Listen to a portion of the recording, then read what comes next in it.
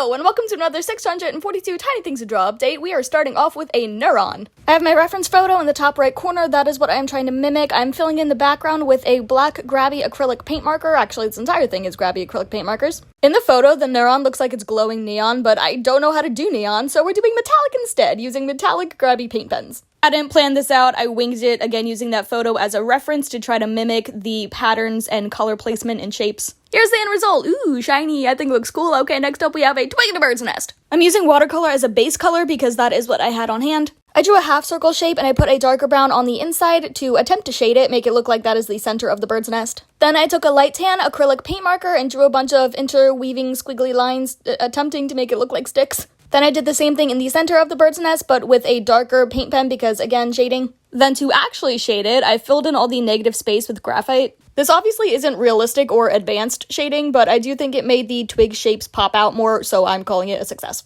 Here's your obligatory shitty finished photo. Oh my god. Next up, we have a lentil. I went for a under the microscope type of deal. Again, reference photo in the top right. So this looks like a whole lot of dots and circles forming rings or layers. So the only thing I planned was I lightly sketched out where each layer will end, and then I filled in all of those circles and side circles with Grabie acrylic paint pens, making more dots and circles. That was a lot of repeated motion, but I think it turned out really cool. That looks cool to me. Next up, we have sushi. I took a cartoonish approach to this one. So here we have 3 little sushi rolls that I lightly colored in with Artist Loft colored pencil. Then I outlined and filled in the black seaweed part with a pen because that is what I had near me. Those jagged pencil lines on the seaweed are the highlight, so I know where not to color in. I did give a very light green border in colored pencil just to fill in the empty space, but unfortunately you can't really see that on camera. Anyway, here it is done. I think it's cute, and now we have roofing nails. This entire thing is done in that same pen as before. This is not an art pen, by the way. This is a writing pen, and I am just scribbling. I was not excited to draw this one, so I did not take it seriously, and therefore shitty scribbling. I did add a little bit of shading in the nails with graphite, but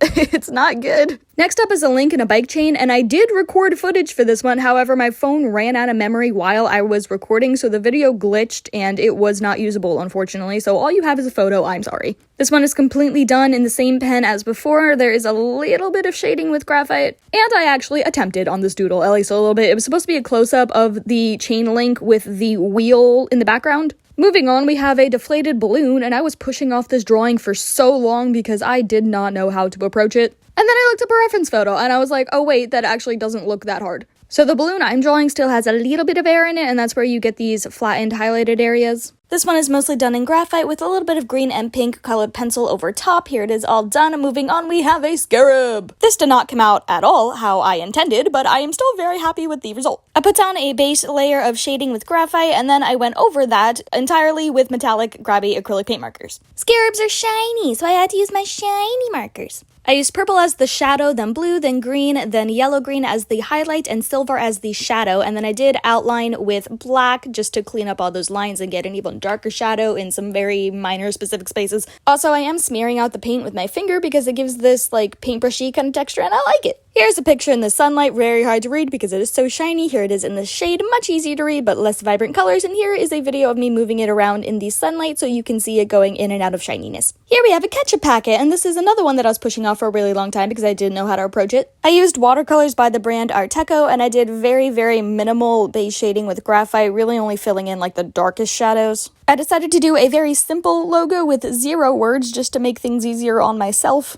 I made the wrapper a darker red and this ketchup spillage itself a brighter red just to distinct the two objects. When I was happy with the watercolor, I came in with a reddish-brown Grabie acrylic paint marker to darken up those shadows even further. And I used a white acrylic paint marker for some highlights. I think the finished doodle came out pretty cute. Next up we have finger puppets, and I will be using Shuttle Art erasable gel pens for the first time. The company sent me these, and I originally wanted them for journaling because 1, erasable, 2, pretty colors. But then I realized that because they're erasable, the color fades over time, which is really disappointing. They don't work fantastic for drawing either. I tried blending colors, which barely worked. The ink seemed to sit on top of each other instead of actually blending or scraping off the bottom layer, neither of which are ideal. The pens do erase well, but they don't work very well for drawing, and I don't know how faded the ink will get, so I'm afraid to use it for journaling because I don't want to not be able to read what I wrote. That concludes this update. Thank you so much for watching. Check the description to find all my socials if you want to see more of me, and I will see you in the next video. Bye!